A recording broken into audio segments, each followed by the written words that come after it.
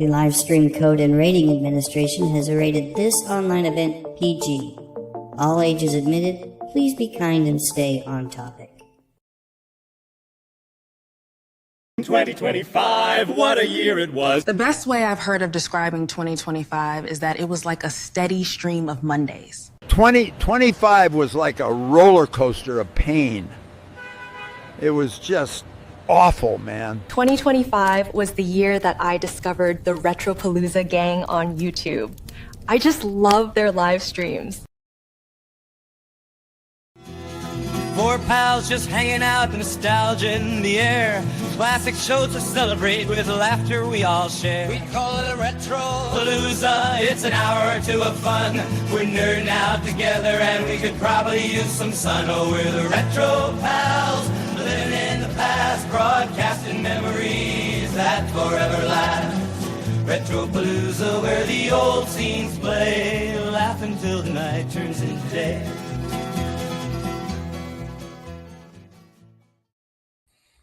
Hey!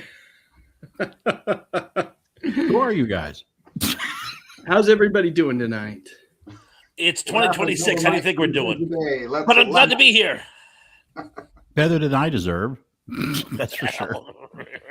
True fact. Probably better than we all deserve, right? Well, I won't tell you how warm it is here, guys, just so I don't make anybody feel bad.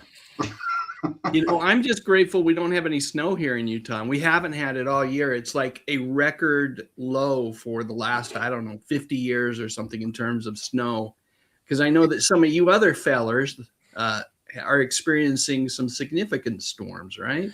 If you look out my window right now, it looks like an establishing shot for a documentary on the Donner Party. It's just like, there's got to be a morning after. Now you're just making me hungry. Yeah, I mean, I'm glad I got power. I mean, that's really nice that our power did not go off. A lot of our neighbors did, but you kind of need electricity to do this, you know? Yeah, it's important.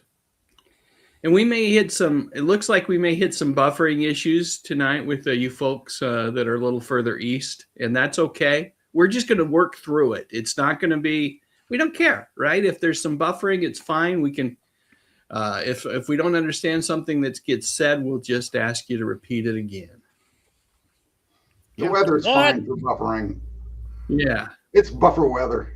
It is totally buffer weather. That's what you get for doing a live stream. Not international, but across the great country here, multi-state live stream. That's what we get for even trying to attempt something like this tonight. Wasn't there an old painkiller called Buffrin? Do they make Buffrin anymore? I don't think so. I haven't seen it in a long time. That and Anison. Oh, look, I'm frozen. I'll be right back. We're going to have Bob pop in and out a lot tonight. It's really cold in Maine. Yeah. Donner Party cold, apparently. Let me say hello to some of the folks that are in the live stream with us tonight that have been hanging out. Ken Wilkinson, or is it Chris? I believe it's Chris. I'm not sure why his handle says Ken, but it's Chris. How you doing tonight, Chris? Channel member Angela McArdle, welcome to the live stream. Adrian James, good to have you here. Angela's gotten a few inches where she's at. Gary Carpenter's here as well. BZ Queen, channel member BZ Queen 72. BZ Queen is a relatively new channel member, and so appreciate your support, BZ Queen. Let's see. Chris says they got a foot of snow. Let's see. Who else is here? Gary got about a foot. Everybody's comparing weather. We're doing the same thing, right? Channel member Zuperplex says, good evening. Good to have you here, Zuper. Let's see, anyone else? Oh, channel member Tracy Rothmeyers. Good to have you here, Tracy. Rachel in the 208 from my next door neighbor here in Idaho. That's where Rachel lives. Tug, Eric McGill. Both Rachel and Eric are channel members as well. Thanks for being channel members, guys. Bob's trying to get back on. We'll see if looks like we got Bob back here for a second. We'll see how that goes. M Reed 855 says, "Hey guys, I took Bob's good spot. to see you all." Pat just Mr. got Led. done shoveling. 13 inches of snow, Pat. That's what Mr. Led has right now. My friend. Well, I'm sorry. Very sorry. Yeah, I really do feel guilty. I mean, we have not had a day below 65 here in the last 2 weeks. Matter of fact, the week before last, it was in the 70s. So it's that California plague thing. I don't know what to tell you, folks. I'm sorry. Let's compare gas prices. Yeah, exactly. Yeah. There you go. You got me. Sorry. For that matter. Anyway. Tracy is using her milestone message. She says, "Love you guys." And, the cool thing about milestone messages is I get to see how long they've been a supporting channel member. Tracy is over 4 years, going on 5, if we count the time where she supported me on Patreon. So thank you so much for all you do, Tracy. Your support is highly appreciated. And Diane Dugan says hello. Good to have you with us, Diane. Karen Lester's here. Dolph Quick is here. Sean Innes used his milestone message, over 12 inches of snow, and Sean is over 3 years as a supporting member. Thank you so much, Sean. Let's see. Everybody's complaining about shoveling snow, Pat, and how rough it is. Raja 1938 says it's sunny and partly cloudy in SoCal. Oh, they're hanging out with you. Brr, they say. I would have taken snow over the ice that we had any day. I mean, I can deal with snow, but ice is horrible. Yeah. When it gets slick is the problem, right? When it gets weighing down the trees. Cold. Yeah. So have you had any trees fall or anything like that? Not this time. We did last year, but none this time, thank goodness. The northeast Georgia and a little further northeast was a lot worse than us. Yeah. In Atlanta. Well, I'm glad you guys are all safe and that you're warm in your homes and that we can hang out with all these fine people tonight and visit about 2025. We can, get a little nostalgic about the year that was.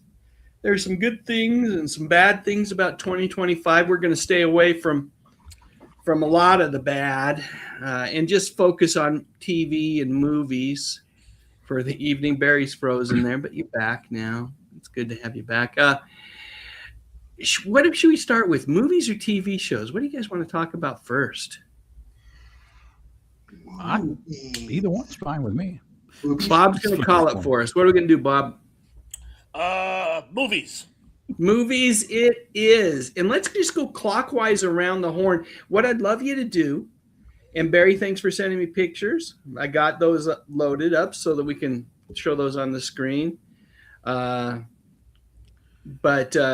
just go ahead and let's talk about, throw them out, and we can share our perspective on the movies as well once you've shared yours. And if there's one that you particularly was disappointed by, feel free to share that as well, if you want to. You don't have to. Well, movies, there's two different ways to see them now. You go home in the theater to see them, or you can stream them at home. And the line is blurred now between Netflix, online films, and the ones in the theater, because they're all just as equal now, from what I understand. One of them I want to point out that I did see on the big screen, and I was waiting for a long time, or waiting for one to be made that was the correct way, was the Fantastic Four came out. And it had been made so many times in the past, even a one that never saw the light of a release by Roger Corman back in 1994. And then you had 3 more after that, and they just couldn't get it right. They didn't know what they were doing. But I think this latest edition, you just saw the picture that Dave put up there. I mean, they went as far as just to put them in costumes that looked like the comic book. They didn't care. They're like, hey, we want these bright blue costumes with the big 4. We want Galactus to be this big giant creature with a helmet on like he's supposed to be, instead of a cloud like he was in one of the other versions. They didn't ignore any of the comic book stuff in this, and I thought it was very well done. I think that was my biggest thumbs up for a movie. There were a couple others that I saw, but that was the biggest thumbs up of a movie I saw in 2025. And I'll throw another one out there too. Netflix's Frankenstein on Netflix was fantastic. That just received 9 Academy Award nominations from the Oscars just a few days ago, and it was on Netflix. So it wasn't even in theater. I think it had a limited release, but it was a streaming release. So there's two right off the bat that I gave big thumbs up for in 2025. Yeah. Frankenstein, I haven't seen it yet, but it's Guillermo del Toro is the director, and holy cow, usually his stuff is pretty darn good. I'm a big fan of his Hellboy movies, and I'm excited to watch that one. I don't know why I haven't watched it yet. Probably because of just the sheer glut of stuff out there to watch, but definitely on my list to see as well. And I'm glad you mentioned the Fantastic Four.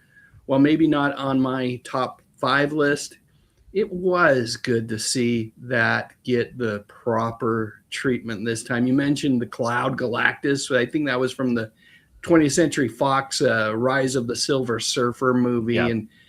And you know what? I actually think I might have enjoyed, I watched the Corman bootleg. I think I might have enjoyed that movie more than that's definitely that second 20th Century Fox film. Don't tell anybody, but so did I. So did I. Guys, thoughts on either of those movies?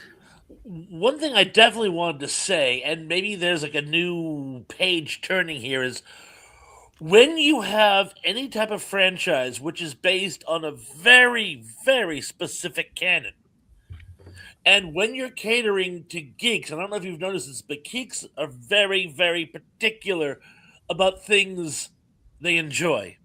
You can't deviate from the source material without alienating the one group of people who are going to see the movie in the first place. I remember years ago when the Dungeons and Dragons movie first came out, I remember thinking, who is this for? Dungeons and Dragons fans are going to absolutely despise this movie, and no one else is going to go to see it in the first place. I had a very similar argument, and I know opinion is divided, but the Land of the Lost movie, I'm like, what the hell happened? You can't take Marshall and Holly and turn it into a love triangle. Everyone's going to go, ew! So, Barry, I'm very glad you brought this up because maybe Hollywood is finally catching on. I'm sorry, Mr. White. Finally catching on and not trying to reinvent the wheel. If you have something that's a good idea enough to actually make a film franchise about it, leave it the way it is. Good point. Absolutely. Yes, I agree with that. Yeah. Well, my kids were telling me just how fantastic Frankenstein is. And I know that we started to watch it. And sometimes, your best laid plans, it's like, okay, we're going to watch this. We're starting to watch this rather than sidetrack. Oh, I've lost track of the film. So we got to go back to that one too. But I know you guys have much better taste than I do. What I have is this just really nasty, critical opinion of things. And I think it comes from having been a performing artist for so many years. It's not an aspect of I know better. It's more of an aspect of I can, for some reason, read in between the lines of what the statements are of, say, a specific film or production. And the one thing that I really, really dislike this day and age, and I think I even mentioned this on the last time we got together, is that Hollywood wants to make a statement. They want to feel important in the world of, dare I say it, political statements. And they will take stuff and intermix these messages with movies that, for instance, I saw these kind of things in Superman, which is why I didn't like Superman. It's one thing to have it sprinkled in as a with the times kind of a thing. Understandably, pop culture of the times it's a very political charged climate. But I go to the movies to not think about that stuff. I go there to not be reminded of the disagreements and the pain and the the whole backdrop of what's going on in this country right now. And I saw it a lot in Superman, and it bothered me. So that's not why it's definitely not one of my favorite movies of the year. What was, and I've seen it come up here in the feed a few times from some other people, was Sinners. I loved that movie. Now, it is not without its own kind of statement, but because it's period and it's done in the era of when the Ku Klux Klan was active. It's not a matter of one battle after another. This new Leo DiCaprio film that I couldn't believe how bad that was, and then it was that. Not that it was bad because it was Sean Penn and it was Leo DiCaprio and he's a great actor, but the message was, welcome to the movies. We're going to shove reality right up your nose. And I hated it. I looked at my wife and I said, I hate this, and walked out. It's like, there's my statement. Yeah, it's interesting. I'll watch Sinners and see that there's, there is that undertone message of guys that are Caucasians, bad guys, as opposed to suddenly it's about music and it's got vampires and there's good acting and those innuendos, even though they're there, they're not so blatantly obvious that it just it so resonates, I don't know, with me, mainly because I'm sensitive to the art. I don't really have a statement to make. I don't have a soapbox to get on about any of this. I just wish it wasn't so obvious in the writing of a lot of the new stuff. And even then, Sinners, I was like, don't go there. Are you going there? Don't. And it didn't. It didn't. Stayed true to the period, to the art, to the music, to the horror. What more could you want? So I totally agree. Yeah, I totally agree with you. Sinners is on my list of favorite movies of the year. It is absolutely fantastic. And getting back to your Superman comment, we talked about this, I think, at length in a prior live stream, but I've had a few months now to kind of digest Superman. And it is not up to par, in my opinion, with the Christopher Reeve, Richard Donner movies. And because if you think about that, there's an example of it's timeless. It doesn't try to make any sort of statement one way or another. You can enjoy it if you're progressive, if you're conservative. It's fine. You can identify with Superman, and you don't have to have anything, any type of ideology or message crammed down your throat one way or another. I liked Superman, but the new movie, the James Gunn movie, but as I have given it the appropriate amount of time to kind of just, digest it and think about it, it feels less timeless, and it just doesn't feel as epic as that first Christopher Reeve movie. And that's kind of like that's one of the benchmarks that I hold these movies to, right? Is Superman with Christopher Reeve, Batman with Michael Keaton. Those movies, you regardless of who you are, you can go in and enjoy it. I compare the first Superman film. I compare every superhero film to the first Superman film. That's the pinnacle, the ultimate superhero film is Superman the movie from 1978. I agree with that.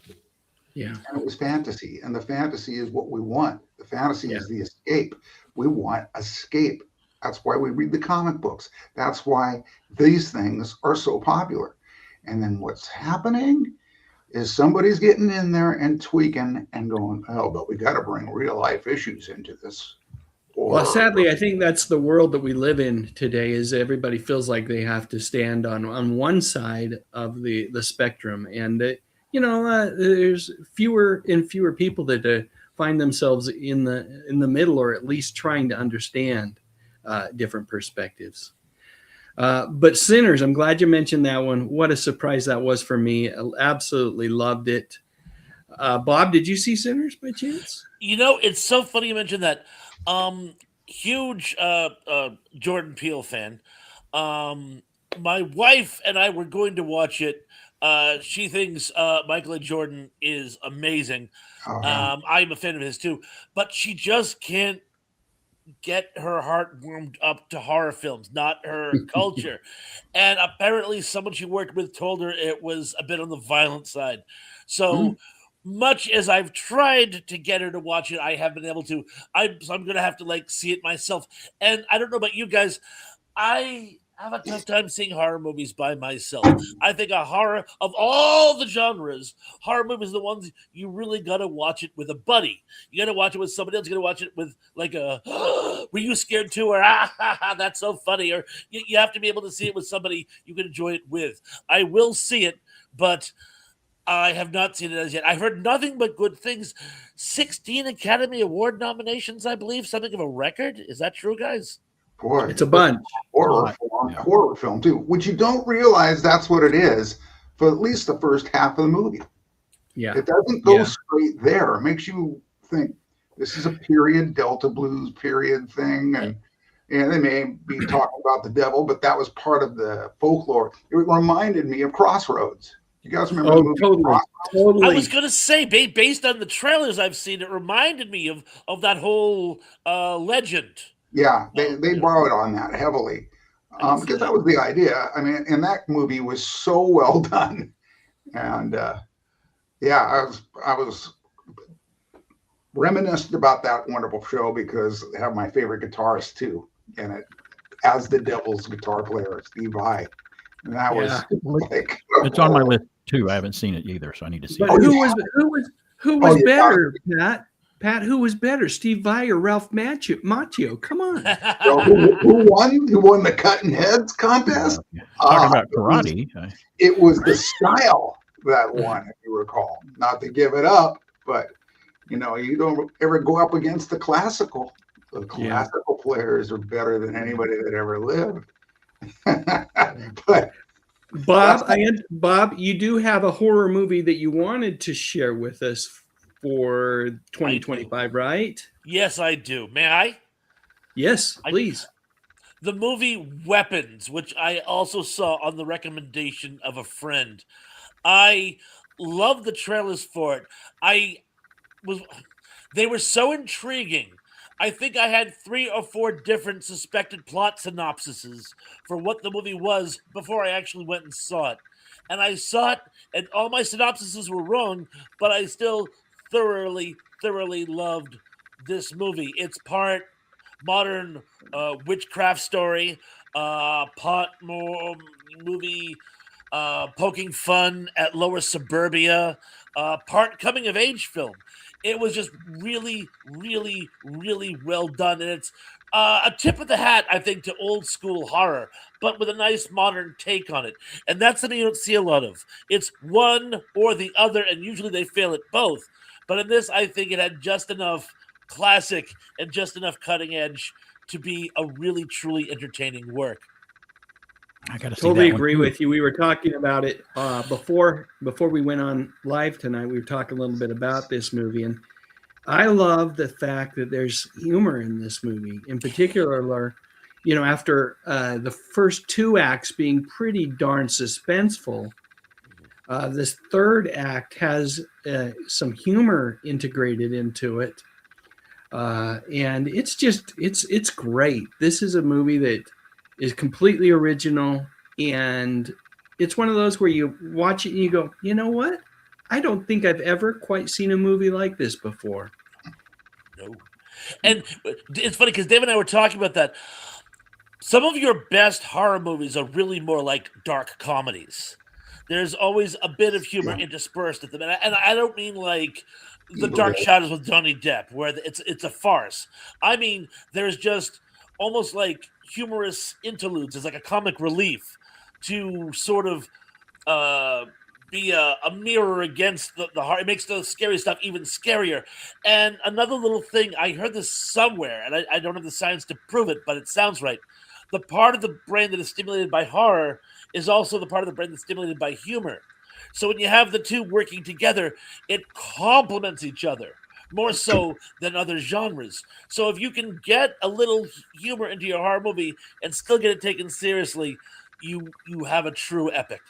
Isn't that why we sometimes laugh while we're screaming on a roller coaster? Like, we're afraid, but we're like, oh, we're on an amusement park ride. We'll know we'll be okay, but we're still scared. Yeah. Yeah. Part of that. Yes. Love it. So scared. I like it. Pat mentioned a disappointment in Superman. Anyone else have another movie that they felt like they were so excited for and ultimately kind of let them down?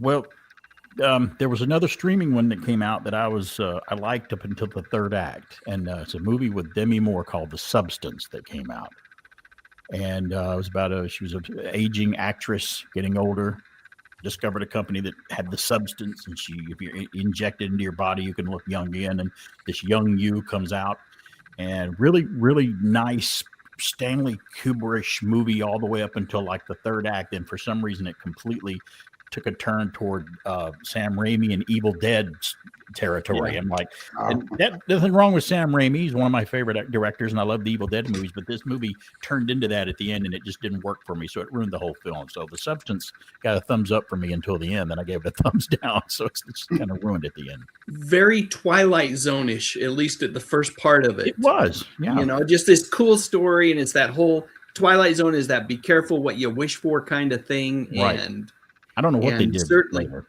But it did.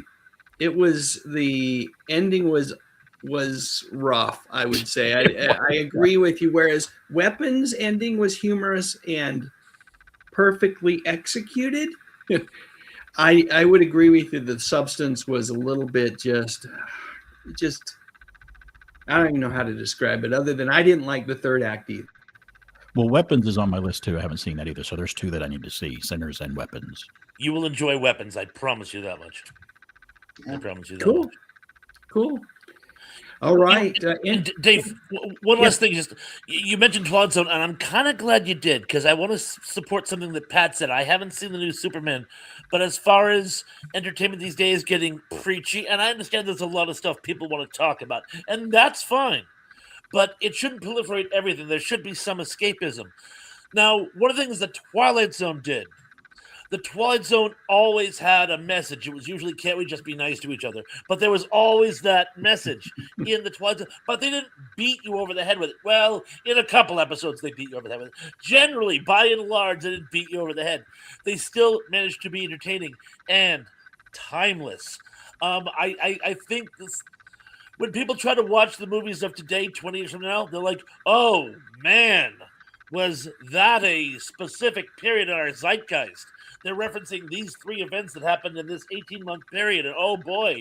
And it's like, yeah, that'll be it, because everything is so focused on trying to make an important work rather than an entertaining work. Right. Well, Thrash, I'll throw Star Trek, the original series, into that mix too, because they knew how to do that as well. Oh yeah, and the Outer Limits. Like the Twilight Zone did. Very much, guys. Very much so. Yeah, I will say this: if the message was only "Can't we just be nice to each other?" I'd be okay being beat over the head with that message. Problem is it's often so many other different things, and a lot of them I agree with. But you can even when you agree with a message, it can still be heavy-handed. Yeah. Oh yeah. So, all right, hey, we got to do TV shows, but what we're going to do is take a quick break. We'll take care of our sponsors. I have a few more reactions to 2025 from some special guests. And then we'll come back and talk TV shows. Is that okay, fellers? Works for me, boss.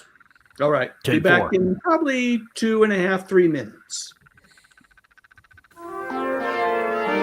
We'll return after these messages.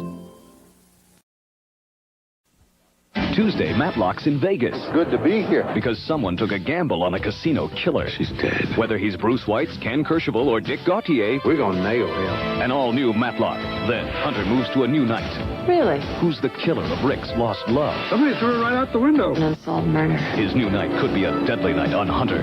Then, Mike, you got company. Torello's ex-wife is back, and David's soul won't survive without them. You want me to try to save his wife? Will he help David or just help himself? Tuesday. Like so many American chocolate lovers, I was relieved to hear about Hershey's new Bar None. Its unique combination of chocolate wafers, chocolate cream, peanuts, and pure milk chocolate make Bar None the supreme chocolate extravaganza.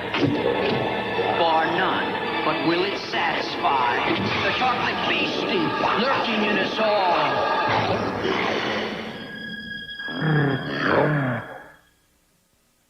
Ann Gillian, a star who had it all. Until... I think we're looking at a cancer situation. What are my choices? A modified radical mastectomy of the right breast. Her triumph is an inspiration to all women and the men who love them. A powerful drama from the woman who lived it. The Ann Gillian story, next Monday. Tonight, Connie Chung and Robert Conrad mix it up with Jay Leno on The Tonight Show starring Johnny Carson. Then David Steinberg and Cyndi Lauper show Dave their true colors on Late Night. Ah, the virtues of milk. Hey, Katie, how about that driving lesson? Sure. And back up. Milk has vitamin B12 to help keep your nerves working normally. Vitamin A for healthy eyesight. Plenty of calcium for a healthy smile. And phosphorus for quick reflexes. How was the lesson? It was great. Milk, Hi, Dad. it does a body good. Who says the only legs that wear support pantyhose have trouble crossing the street? Cut. She's got legs. Some really great legs feel better with a little support. She knows how to use them. She's got legs. Leg supports great legs in 3 very flattering ways. She's got legs.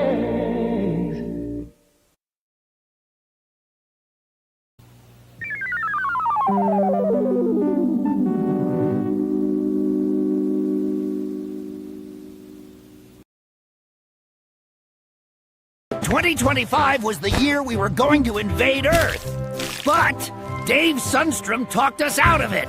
2025 was the year I recruited a new Robin. Going with the real thing this time. Wait, last year was 2025? 2025 was supposed to be the year that groceries became more affordable. What happened to that? Yeah, what happened to that?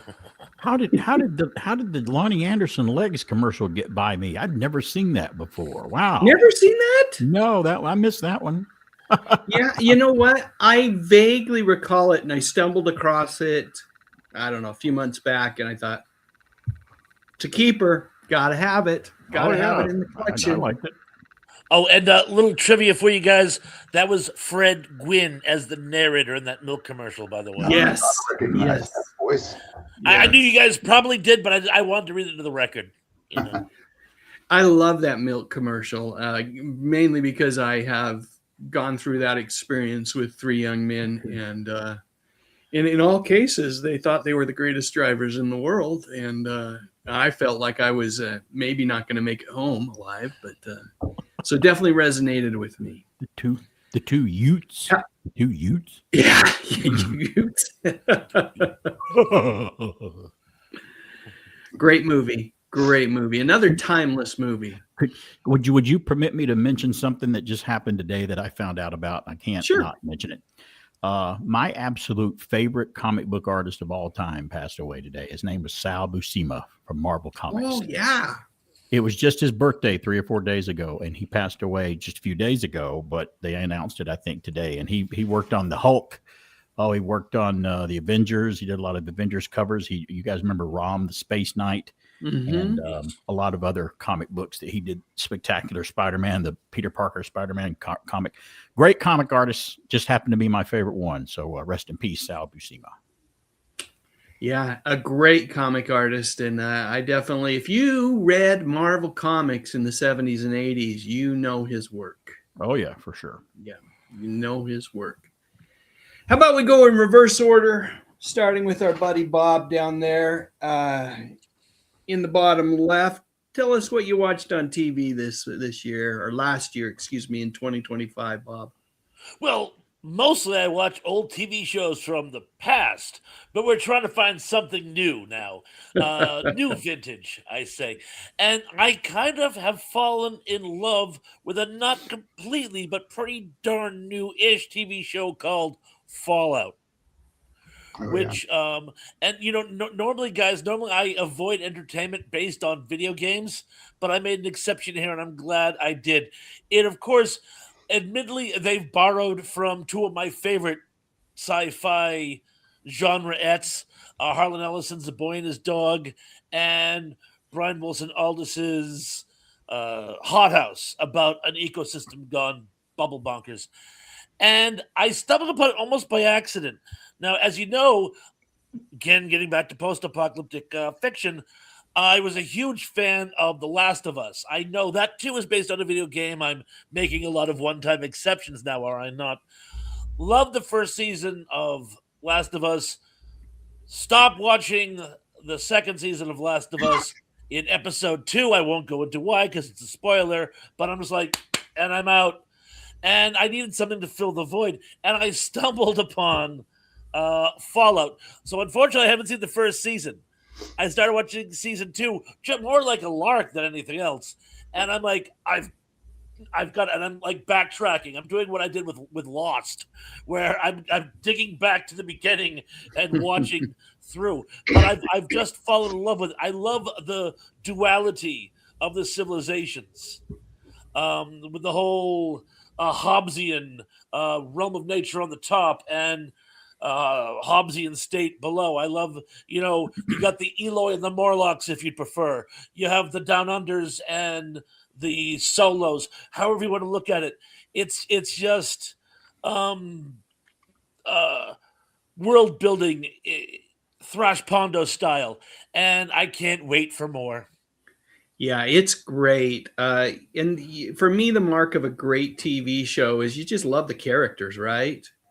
And I've grown really attached to all of the characters, but in particular, the feller here on the left, played by Walt Scoggins. He's called the Ghoul. He's only partially alive, but you get to learn his story through a series of flashbacks, and he is a good guy who's been put in a horrible situation and ends up at first you think he's kind of a bad guy. I don't want to give too much away, but he is someone you really grow to love on the show, and I have really gotten into it as well. Didn't think I was going to watch it because of the rule you have there, or the rule you keep breaking about video game adaptations. I'm not big into those, but it is good. And if you have Amazon Prime, if you're paying for that free shipping, you might as well watch Fallout because it's darn worth it. And I have to throw this out. Tug has been telling me for ages to watch it, so special pat on the back to our buddy Tug. Thanks, Eric. Pat or BK, have you seen Fallout yet? I have not. No, that's another show I haven't seen. I've seen glimpses of it because my son and daughter are into it. I saw the initial "this is where it went bad" episode. But like I said, I'm a fan of that actor from so many other things. Yeah, The Righteous Gemstones. To me, that was my favorite TV show of 25. I just gave it away. That was the final season. But yeah, he's a mega talent. Yeah. So talk to us a little bit more about The Righteous Gemstones, Pat. Let's go there. Are you sure you want to go? Yeah. Let's go there. Is it there that you want to go? It is indeed. Give me your money. I mean, that was it. But it was. Look, it resonated with me because A, it was one of the funniest shows I've ever seen. These guys were, but it was just the perfect cast. John Goodman, of course. I don't know what's he not good in. I mean, it was almost made for him, but still, it was so quirky and so weird and quite raunchy, I might add.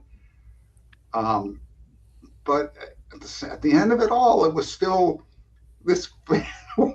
You had this warm family feeling about it. You know, it's like, oh, but they love each other, but they're just the most self-absorbed, dim-witted, over-the-top evangelical creeps that you would ever want to know.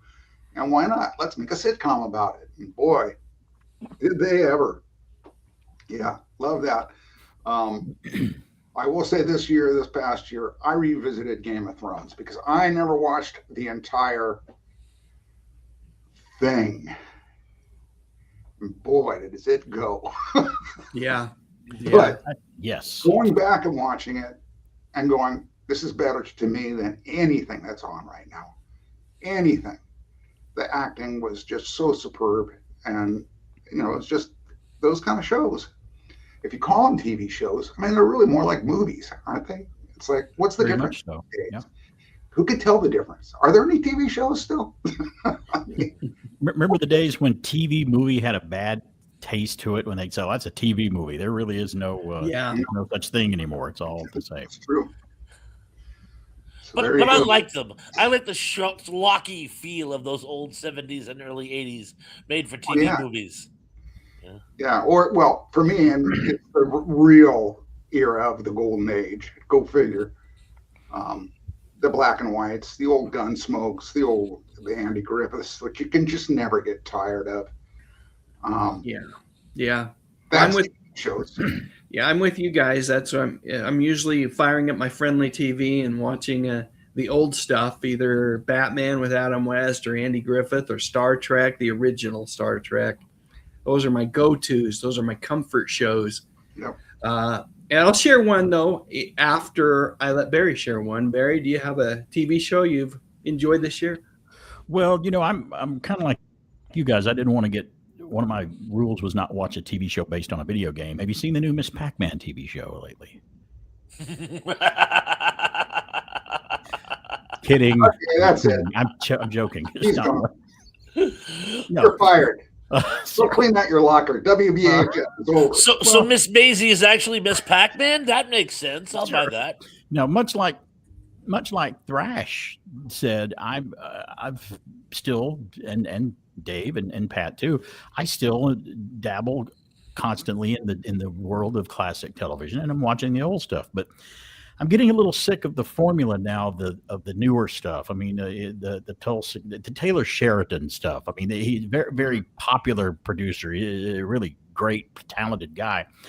But I miss having the good guy to root for. There's not a lot of good guys left now. Now it's bad guy and not so bad guy. That's the two people you have to choose from. Anti-hero. Yes, and I don't like that very much.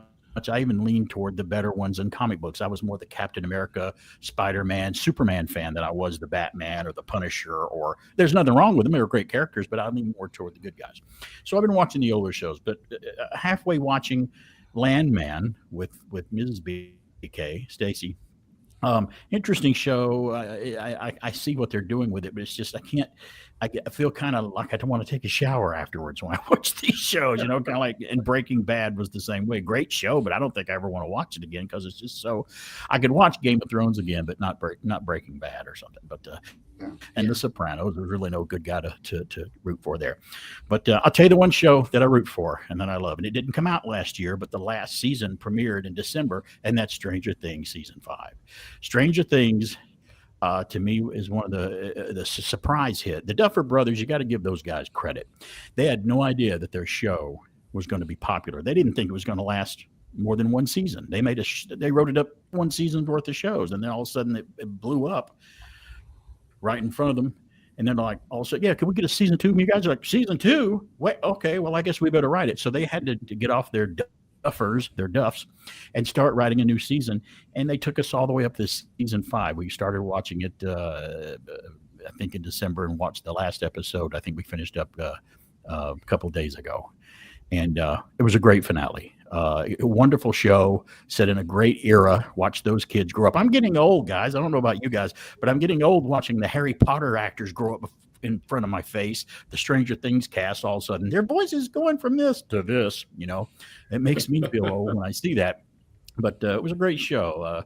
Video games, they were playing Dungeons and Dragons. I mean, I was a little older than them watching the show, but I still remember that era of all of that. They're just a little younger than me in the show. So yeah, I was going to I say they would have enjoyed it been they're in middle school when I was in early high school. Same thing. I Right. think it was a few years. right. But we still knew that crowd. We knew those kids. And we knew that period. I mean, Very much so. they really, really nailed the '80s. They sand it down a little bit. It's through a nostalgia filter, like It's a Wonderful Life does. Where, how should I put this? It's like when I watch Repo Man. It's like, there's a lot more filthy humor that would have been just commonplace among boys like that. It's like the '80s if the boys knew to watch their mouths. You know what I'm saying? And there was enough cutting edge in it though to make it new and refreshing though the way they wrote it with the monster that they fought, the radio station that they ran, and there was a little added bonus. I could watch the show and pick out locations where they filmed in Georgia that I drive around every day, so that was kind of fun seeing that too. So I have to give thumbs up to Stranger Things. That's the one of my favorite. The last season of it, starting in 2025. I thought they did a great job of ending it, and it's hard right after being asked to create season after season, and you have to just expand this story and then create a fitting finale. I thought they did a great job. And I will tell you that I did wipe a little tear away when they were putting their binders away for the last time. And they were just kind of wrapping up the show. They were all way too old. And, they're not teens anymore. And you could see that. But it was still an amazing 5 seasons. And someone mentioned earlier, Pat, I think it was you, they don't make TV series anymore. They're all movies. And those episodes in season 5, some of them were an hour and a half long. They were movies, one after another. And I understand your tear you had to wipe away, because think about it. A lot of friends you had in school or childhood friends, there was a time, unless you remain friends with them today. How many of us did that? They didn't. Not a lot of us get to do that. But no, there was a time where you saw your friends for the last time, and you never saw them again. But you didn't know it was the last time that you were going to see them. Right. So that's what I thought of when I saw that. Good point. Good point. I'm going to see you guys again, aren't I? I'm still torn to whether ask Pat, what is in the curtain? What is behind the curtain back there, Pat? You've Pay got no something attention to what's covered up. behind What the is that curtain. back there? That's where I keep the dead bodies. I knew it. You know what? And why they move it. You really want to know what's there? No. Oh, No. yeah. Dude, We just went Twilight Zone, didn't we? Oh, I'm going to show you. Oh no. Show you. Oh, no. Everybody's going to be shocked now. Live television. Windows. Ta-da. Windows. Tiptoe Beautiful, ugly to windows. the window by the garden. Still working on my house, guys. Windows are awesome, man. Those look like some good triple paned, weather resistant windows, Pat. Windows. They're ready to go in. I can't find anybody to put them in. But They're the windows to your soul. yeah, So you need to install a new Windows program. yeah. Oh, it'll just be one thing after another. What next? It's okay. All right. I'm going to go completely different on my TV show with you guys. I could have talked about Matlock, which, season 2 hasn't been as good as season 1, so we won't go there. I would have maybe have said Daredevil, Born Again, but it was kind of a disappointment, even though Punisher was back. I'm going to go with a show that I watched with my wife. We're kind of getting into the K-dramas. And there is a show called Crash Landing on You, where a girl from South Korea accidentally paraglides into North Korea, and then sparks fly. And it is over the course of 16 hour-and-a-half episodes.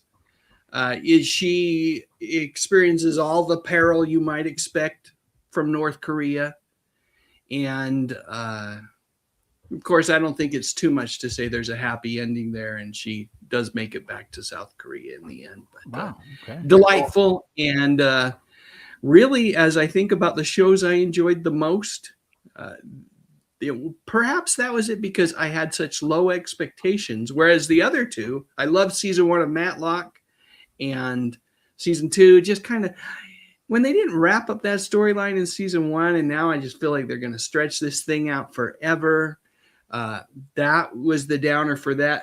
And Daredevil Born Again, unfortunately, Disney, I don't know why they would do this, but they decided they wanted to make it grittier, put in more profanity. Disney put in more profanity than the Netflix version. I just don't understand it. And so for that reason, I struggled to enjoy it as much as I had the prior three seasons that had been on Netflix.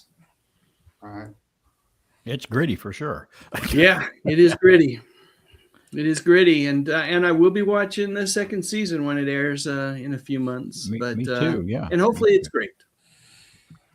It seemed too drama heavy for me. Yeah. Like, come on, man. Go kick some butt. Isn't that what you do? Right. D'Onofrio, though. Daredevil action. Oh, this is a lawyer show. And I'm like, wait a minute. All right. D'Onofrio Well, is pretty incredible, though, as Kingpin. Pat, they I think completely overhauled that show midway through. It was going to be the original showrunner for the Disney version was not going to have the same characters, the same supporting cast. They were going to make it more of a legal drama, believe it or not, with Matt Murdock. And about, I don't know, 10 episodes in or more, they halfway through filming it, whoever, the powers that be at Disney said, this is wrong. This is bad. Stop. They got a new showrunner, and they went back. And we did see some of that stuff in what ended up being Daredevil Born Again, but they completely overhauled it. And that's good. I'm glad it didn't go down the route that they were thinking about taking it. One thing you were talking about the Korean drama, and this is totally unrelated, but I have a fun fact stuck in my head. It's going to stay there until I get it out. I recently read something about Korea, and because they've been separated for so long now, they're experiencing language divergence. Yeah. It's been like 3/4 of a century. So there's expression and modern innuendo in the South, which the North doesn't understand, and vice versa. It's becoming two separate, distinct languages. There's definitely accents at this point. Someone from the North can tell someone from the South, and someone from the South can tell someone from the North because of that separation of time. What's that called again? I fell on you, or what's it called again? Crash Landing on You. Crash Landing on You. Yeah. I like it. I will look for that. Yep. All right, let's do this. I've got a few more reactions to 2025. We'll come back and play a little bit of trivia and wrap this thing up. Sound okay, fellers? Oh, yeah. All right, let me see if I can find the trivia. Where are not trivia? I know where the trivia is. Let's find these final reactions to 2025. And yes.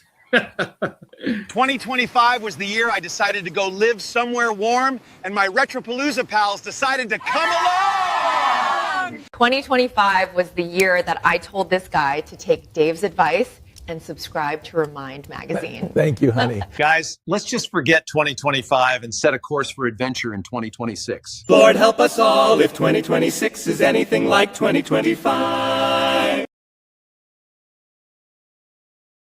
It's time to test your trivia skills. Just how much you know about the shows that thrill. Will you be at the top of the game today? Or will you just wish it all went away? You never know when it's trivia time. It's trivia time.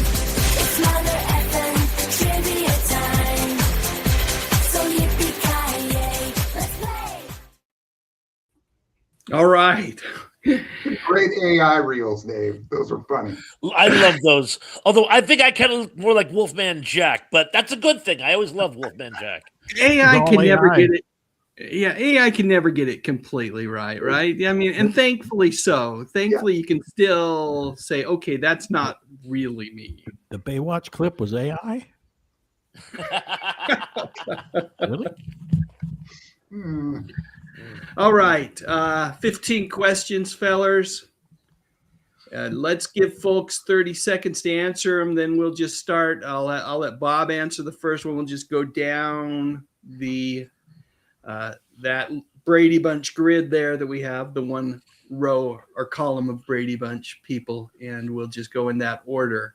So first question, it will go to Bob, and that is, and we'll let the folks in the chat go ahead and share their answers in the chat if they want to, or they can just lock them in their noggins, whatever. First question is this: James Gunn launched the new DC universe in July 2025 with which highly anticipated film? Your choices are A, Superman, B, Supergirl, Woman of Tomorrow, C, The Authority, or D, Batman, the Brave and the Bold. And we'll give them, maybe not even 30 seconds, because I feel like these are not Thrash Pondo worthy questions.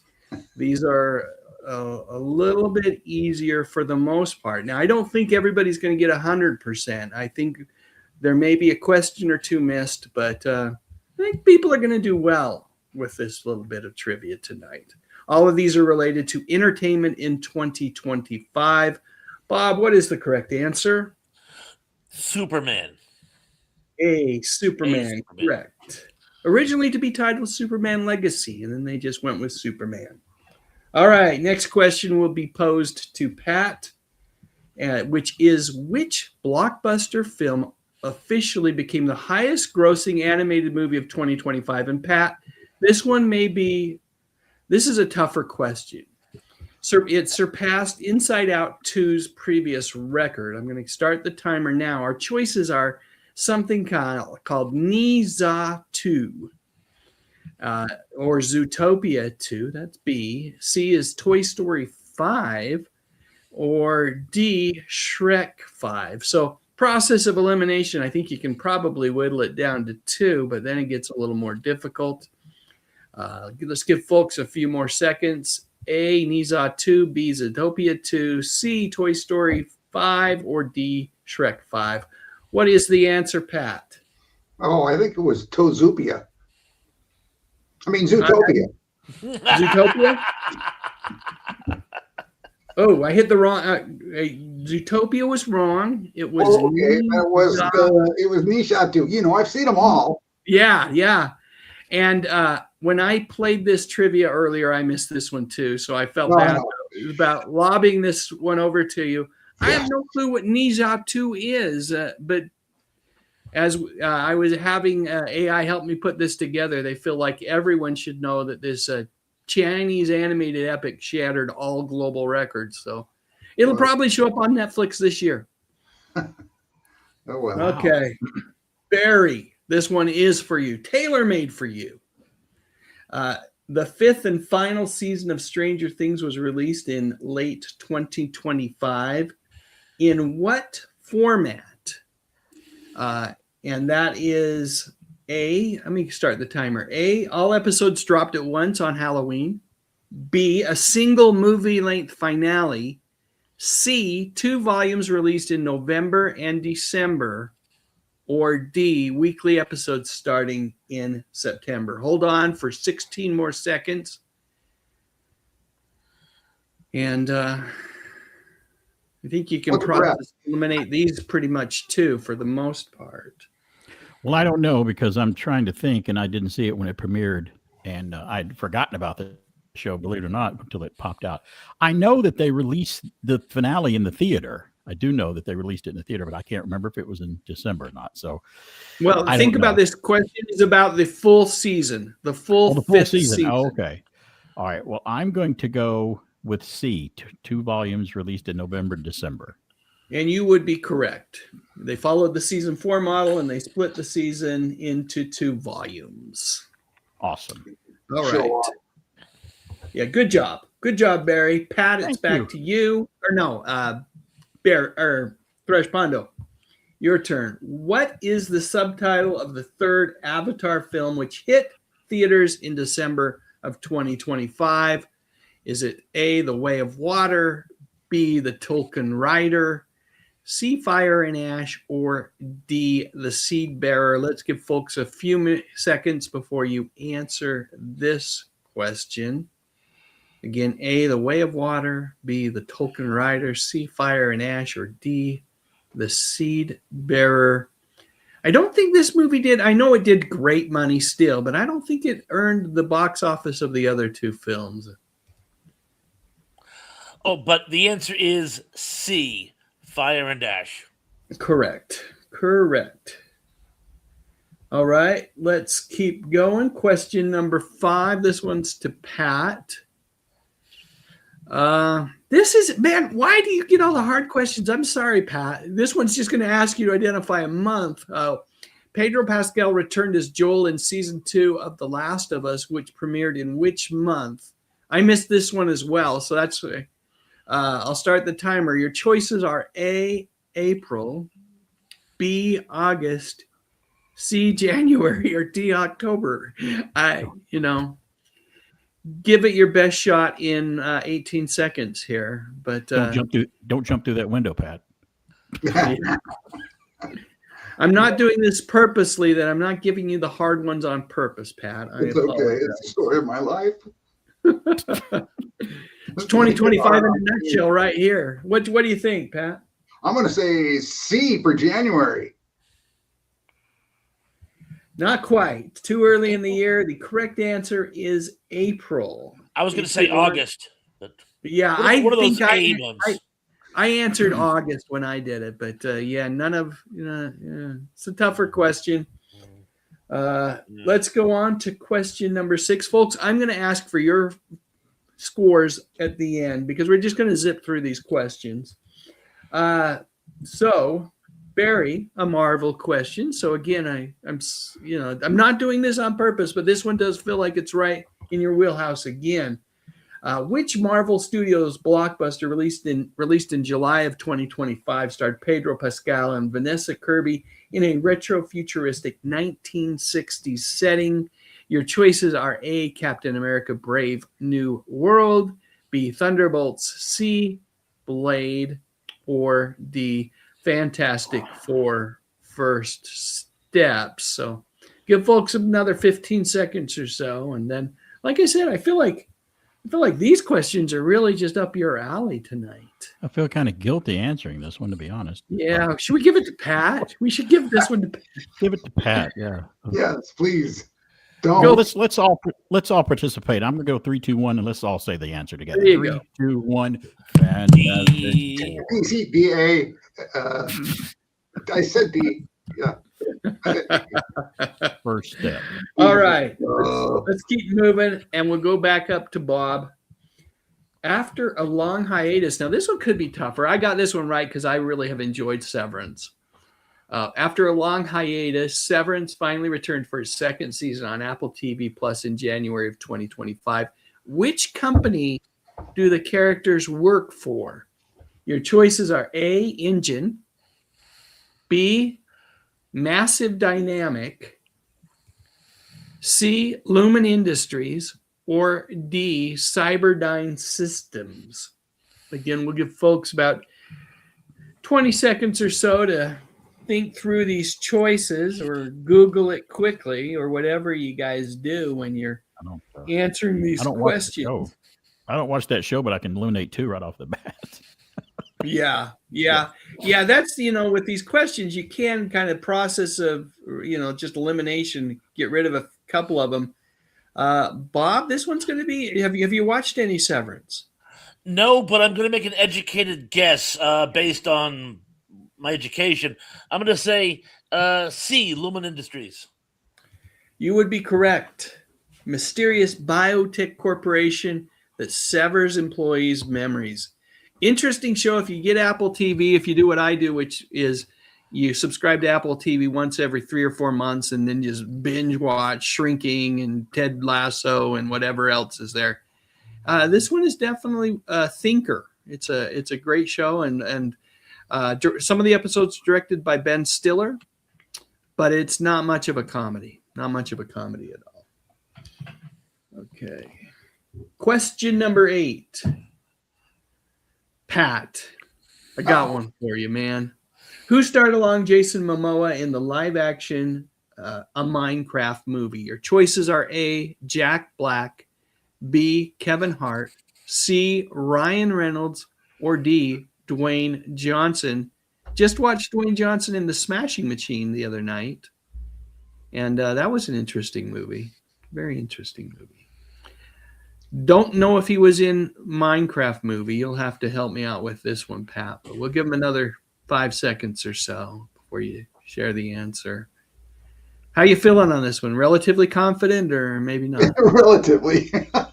Okay, good. Good. It's What is all it? relative. Well, I'm going to say Jack Black. I think you should. Jack Black played Steve, bringing his signature energy to a blocky world. By the way, read yesterday or the day before that Jack is talking to his old buddy Kyle, who put his foot in his mouth last year, and they're bringing the D back. So the world's greatest rock and roll band will live to play another day at some point, not today, not tomorrow, but at some point in the distant future. That's the D will rise again. Yes. Tenacity. Yes. I don't know if any of you guys ever watched the Tenacious D TV series that was on HBO, but that's where I really grew to love both Jack and Kyle. And it's a fun show. I don't know how you watch it these days, but definitely worthy of a viewing, and a lot of good music in it too. Who are we at? We're at Barry, right? Daredevil Born Again premiered in March of 2025, bringing back which actor as the Punisher? Your choices are A, John Barenthal, B, Ray Stevenson, C, Dolph Lundgren, or D, Thomas Jane. I believe all of those actors did play the Punisher at one time or another, if I know my movie history. You are correct, but let's sir. give folks another 10 seconds or so, and we'll have you share the correct answer with the audience. What is it, Barry? The correct answer is the guy who Stacy just watched. My better half watched a TV show starring him and Tessa Thompson, I think, who played Valkyrie in Marvel. It's called His and Hers, about a murder mystery in Dahlonega, Georgia. It's John Berthmal. Yeah, we watched it too. And I also enjoyed John Bernthal in the Accountant movie series. I don't know if you guys have seen The Accountant or The Accountant Played 2. his brother. He's great in that show. Yeah. Didn't he play his brother in that? He was the brother? Yes, he did. Yeah. Yes, he did. Yeah. Yeah. Ben. He's a darn good Punisher, too. Yes, he is a darn and good Punisher. I also love Thomas really Jane good Punisher, too. I haven't seen the Ray Stevenson one. I can't answer for that one. Yeah, me neither. Didn't see that one. But, and Dolph, I love Dolph. I have a lot of fond feelings towards Dolph. But again, there were so many compromises made on that version that it was definitely, Marvel. I think Bernthal is the Punisher. For sure. Going back up to Thresh Pondo, Bob. The second and final season of Andor led directly into the events of which Star Wars movie? Your choices are A, Solo, a Star Wars story, B, Rogue One, a Star Wars story, C, The Empire Strikes Back, or D, A New Hope. Let's give folks a few more seconds to lock their answers into the chat. Have you seen any Andor, Bob? I haven't, but I'm kind of familiar with. Well, I don't want to give the game away, but no, I haven't seen the newest.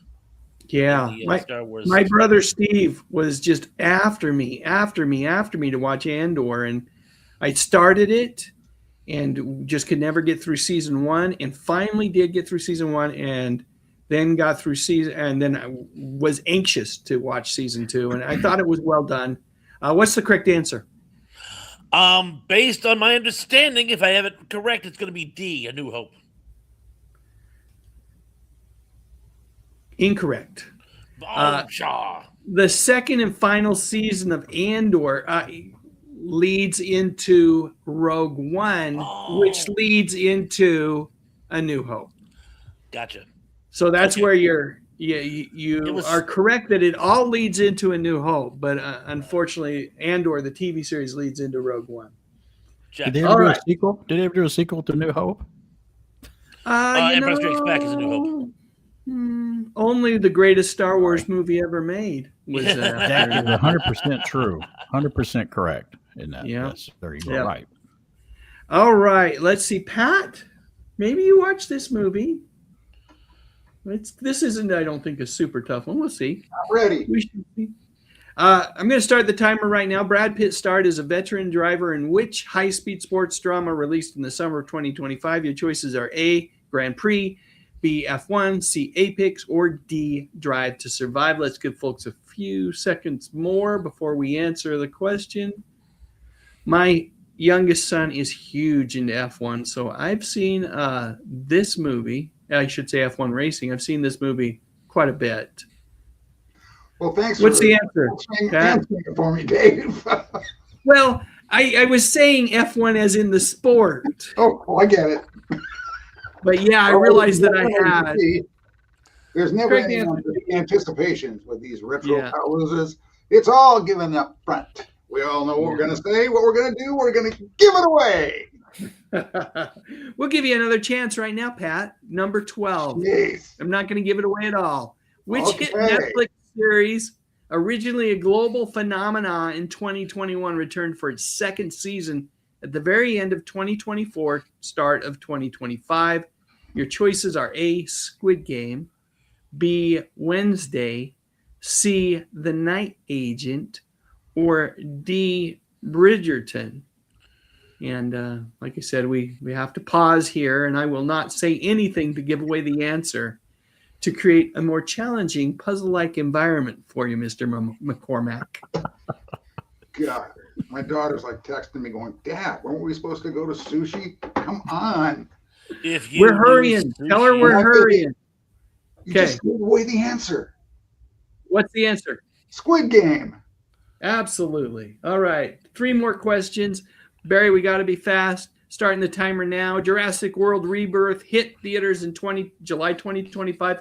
Which actress starred as the lead in this new installment? Your choices are Scarlett Johansson, Margot Robbie, C. Emma Stone, or D. Jennifer Lawrence. I certainly like every one of them. That's for sure. I do too. Me too. They're good are actors. better than others. But Yeah. see, 5, 4, 3, 2, 1. I'm going to pick A, the Black Widow herself, Scarlett Johansson. I hear she's in the new Batman movie. She's going to be in Batman 2. I know she playing. I wonder if she's playing Poison Ivy. I don't know who she's playing. Yeah. She was also in the Black Dahlia as well as Black Widow. So Yeah. Yeah. Sebastian Stan, the Winter Soldier's playing Two-Face, from what I hear. Yes. Yeah. He's going to be Harvey Dent. Nice. Okay. Up to Bob. Which animated sequel saw officers Judy Hopps and Nick Wilde solving a new mystery in late 2025? Your choices are A, Encanto, B, Moana, C, Frozen 3, or D, Zootopia 2. Those are your choices.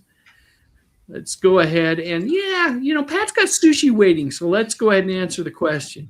D, Zootopia 2. Correct. Pat, you get to bring it home for us. Final question. I don't know I if thought you meant the any sushi. I was going to bring it home for you. I can deliver out to Utah. And season 2 of Peacemaker was unique because it was the first TV project fully integrated into which new continuity? Is it A, the Arrowverse, B, James Gunn's DCU, C, the Snyderverse, or D, just we were speaking of it a minute ago, the Reeves Batman universe? Oh, man. I think it's the Arrowverse, if I'm wrong. Okay, let's go with the Arrowverse. He's wrong. I'm wrong. Am I wrong? It's the Guruverse. It's the Gooberverse. Oh. It's interesting because season 1 of Peacemaker was firmly planted in the Snyderverse. It had Justice League, and it had Momoa and that feller, the they-them feller that played the Flash. Drawing a blank on his name at the moment. Yeah.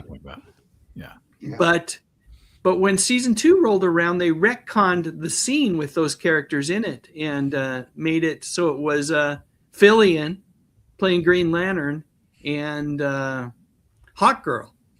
And it was kind of fun. And that way they were able to work it into James Gunn's DCU. So 15 questions we got, depending on, I'd say we got 12 right. We're going to go with 12 right. Folks, we're going to quickly go through and you can tell me your scores. Let me quickly take that off the screen. Let's see. There we go. But we are going to be quick with that because I want these guys to tell you about what they're up to. And we'll start with Pat in case you want to take off. If you really do have a daughter waiting for sushi, I know how that can be. I love sushi. And I do not like to wait. I mean, it's raw. It will keep. It will keep. Well, is it sushi? Is it sushi that's being brought in, or are you going out? You got to know it's 70 degrees here, so we can't. It would keep here. We can't just leave it out on the deck or anything. Mastodon would keep here. I'm not getting any scores from anyone, so maybe I don't know if I'm having an issue with the chat. But folks, my sincere apologies. I'm not going to share scores tonight. But feel free to go ahead and put your score in the chat if you want to at some point. But instead, what I'm going to do is I am going to start with Pat. Pat, tell us a little bit what you've been up to. You can take as long or as short as you want in terms of, I know that you're a lot of what you've been up to is outside of the realm of YouTube and that kind of stuff these days. But the floor is yours for 30 seconds to a minute if you want to talk about all the wonderful things that you do. Well, what I have been doing in the last few months here is really getting concentrated back into my music. Some of you may or may not know, I played the guitar a little bit and kind of took it to a pretty fun level. And I've come to realize that really is still a calling of mine and that a lot of people are actually asking for it. So I'm going to bring that in. I might even bring it back in on the YouTube channel because it was part of the Golden Age of TV. The old ears can't take the electric stuff anymore, so it's definitely all acoustic, but it's challenging me and making me happy.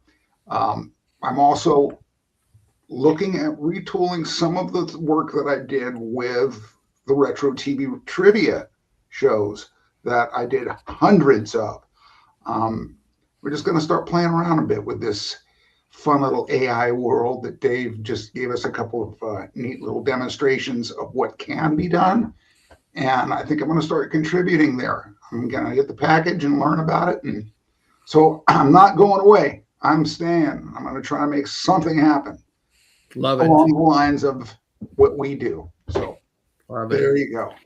Well, you do good stuff, Pat, and I know you have a lot going on, and I am so thrilled to hear that you're incorporating music back into your channel because you are truly a talent, and you don't just dabble. You are one of the greats, and really, it's an honor for us to have you here hang out with us on the channel. My honor, guys, always mine. I appreciate you all so much.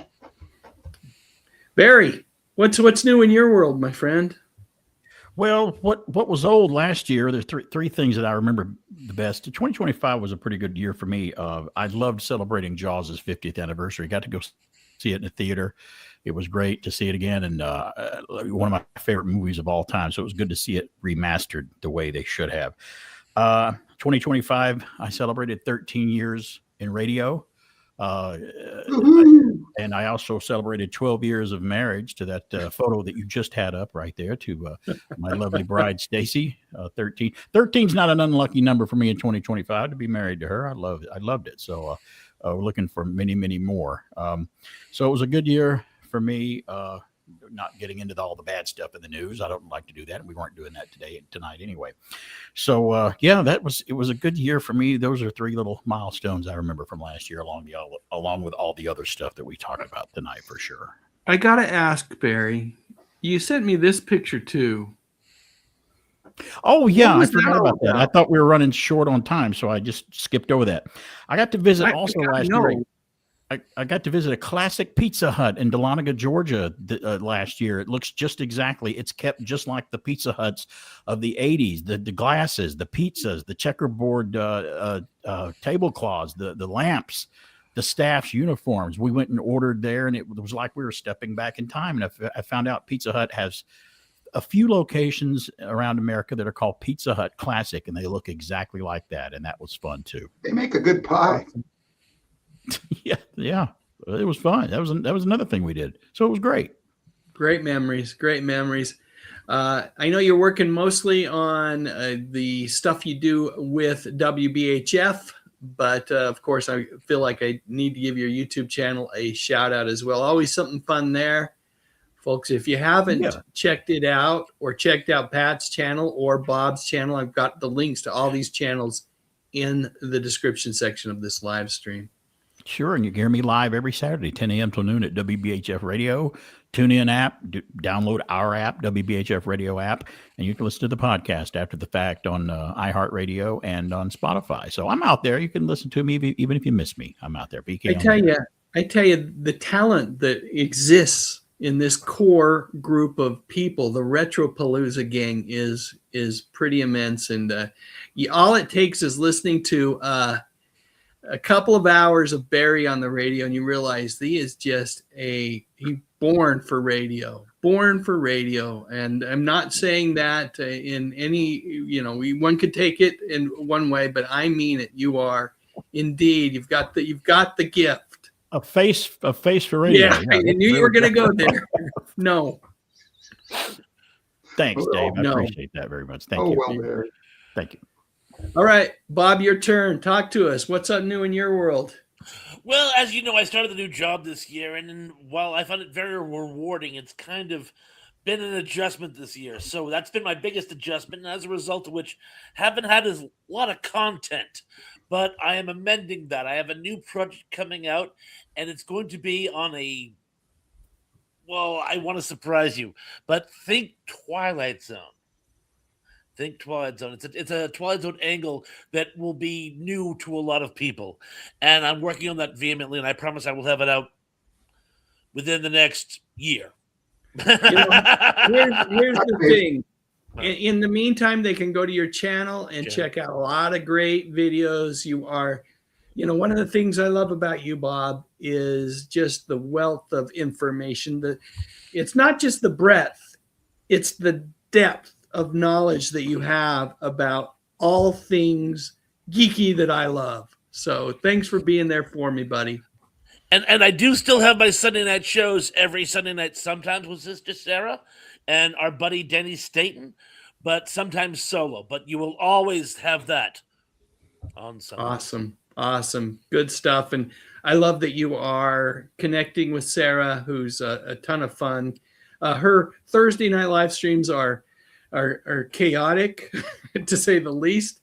But when she gets together with you and Danny, those are some really great live streams. She does a good job of helping you kind of orchestrate all of that.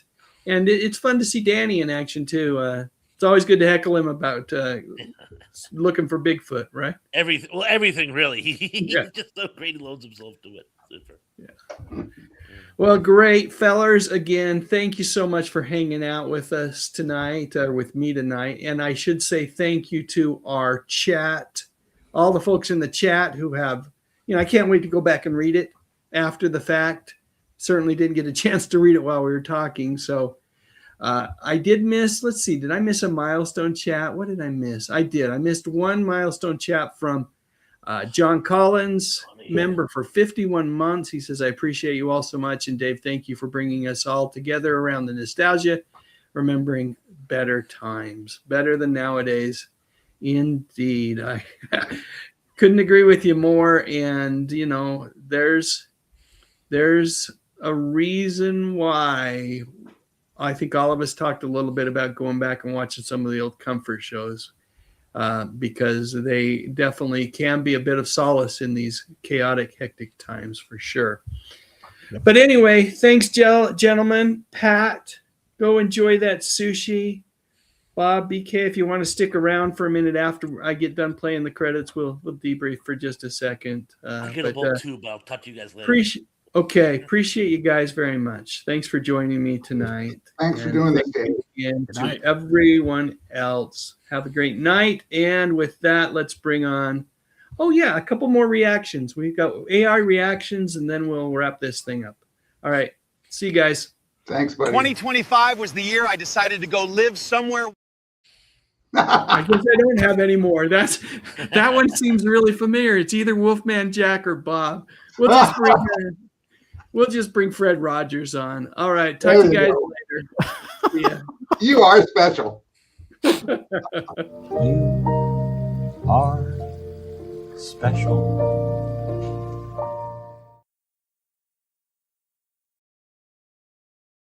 Click on that thumbnail cause it's time to go. Dave's got the classics, let the memories flow. TV shows and movies that we all hold so dear. On his YouTube channel he's keeping memories near. Dave Sundstrom, bringing back the good stuff, oh yeah.